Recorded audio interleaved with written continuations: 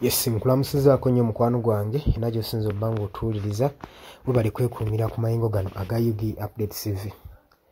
Museveni, Mwami Yoweri Kaguta Museveni azzeemu okutya ku bigenda mu maaso mu South Sudan n'engeri y'okuba nga bamulumiriza nti yali emabega wa General eyafiira mu ndeege eyakuba ba White Army mu ggwanga erya South Sudan. Ngenda kuba nga ndikuleetera. Kakati nno entalo ezigenda mu Regional Age zirese Uganda n'abakulembeze baayo nga balina limit options nga tebalina kyakusalawo. Kigambibwa nti nno analysis President Yoweri Kaguta Museveni ku dash egenda maaso mu South Sudan mu area Apple meeting ezagenda maaso okolebwa mu South Sudan eri ne President Salva Kiir ne Mwami Yoweri Kaguta Museveni zaali zitaddewo okutya, zaateekawo okutya era ne zongerera ddala okupikamu omuliro ku bitalo olwaliwo emabega mu South Sudan ku civil war kubanga weebitera ebyatandika.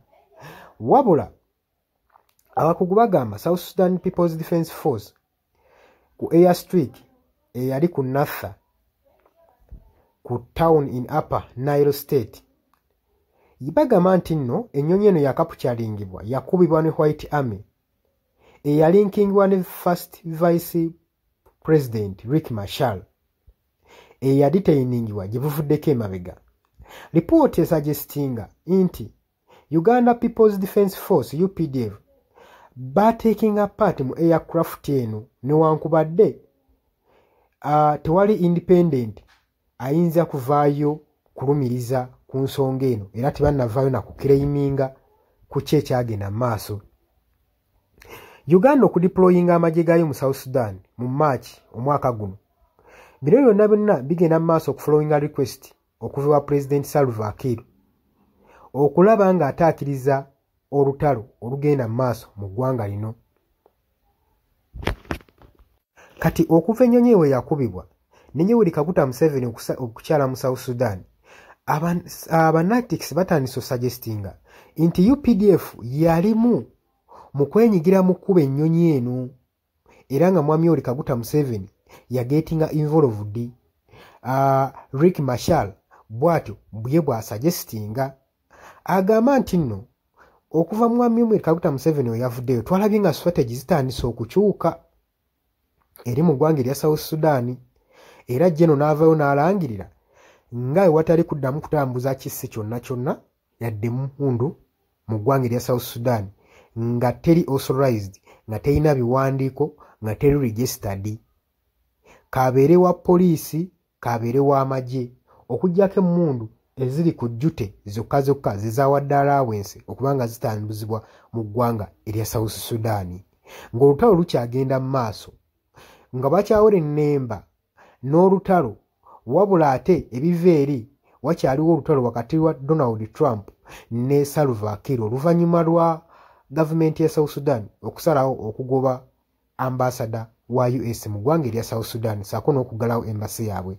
Bino byonna bikulaga ekigenda mu maaso nti wandibalukawo olutalo sinziggu singa international countries zikuvaamu ne ziba nga tezisobola kutaakiriza ku civil war zigenda mu maaso mu nsi yo, kitegeeza wagenda kubalukawo civil war officially. Ate nga kino kye basinga okutya olw'ensonga nti civil war eyaliwo mu myaka giri egyayita yaleka abantu emitwalo 4 nga tebalutonze gwe mukwano gwange ali eyampuliriza.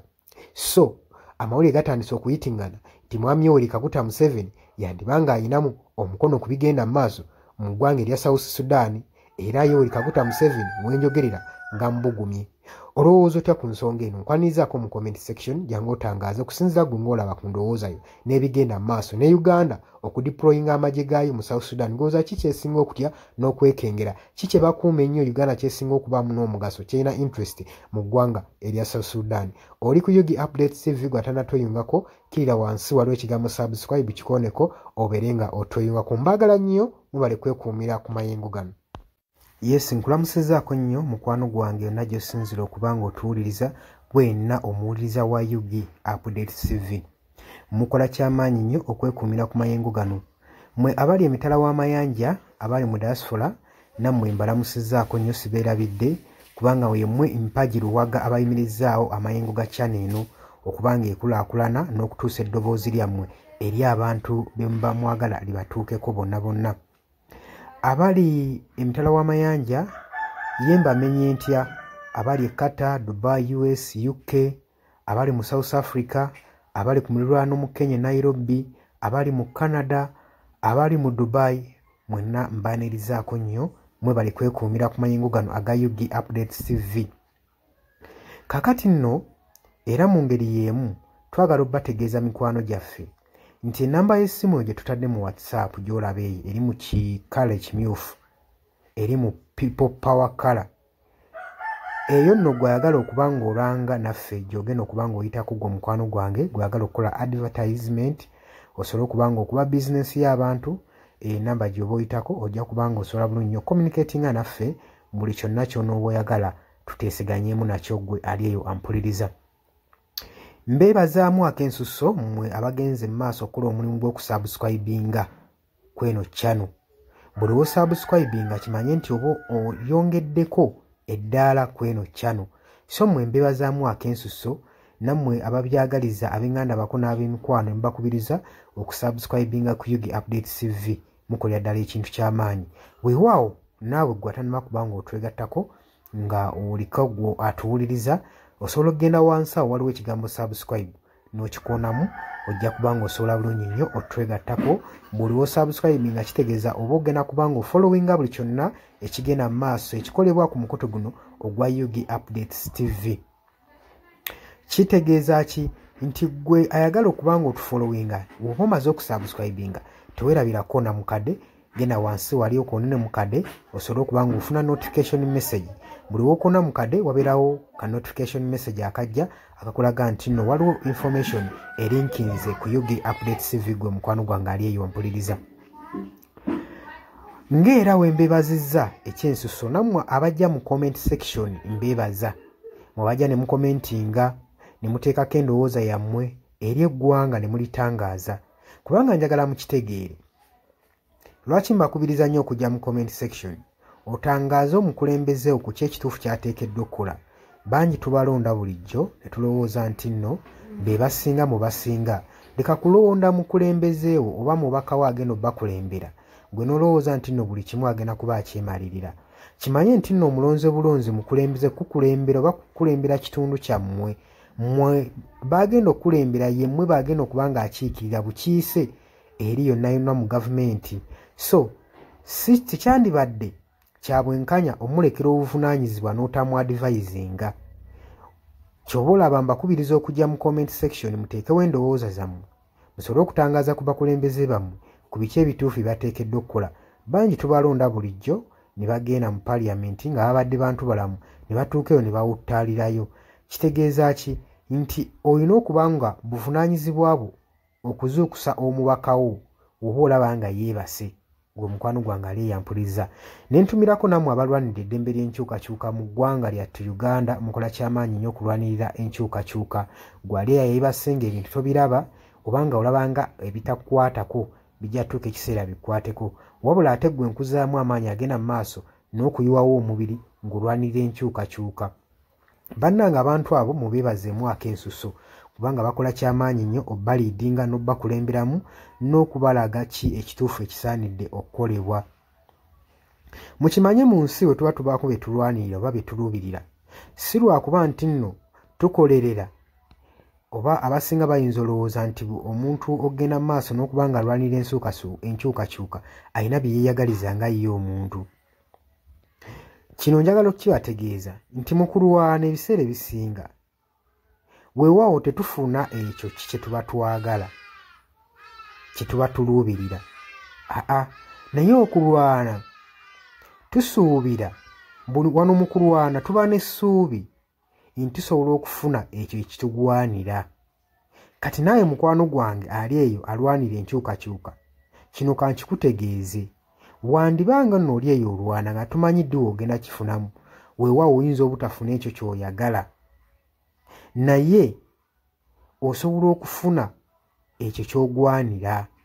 So tulwana olw'enkyukakyuka nga tulwanirira okufuna ekyo kye tugwanira.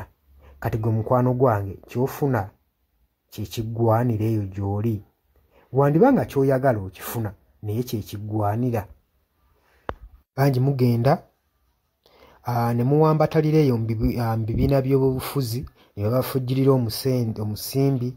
Yes, ssente ozifuna, bazikuwa era obulamu bwo bweyagala, naye okakasa ekyo kye bakuwa kye bakufujjirira mu kabaasa kye kiggwanira.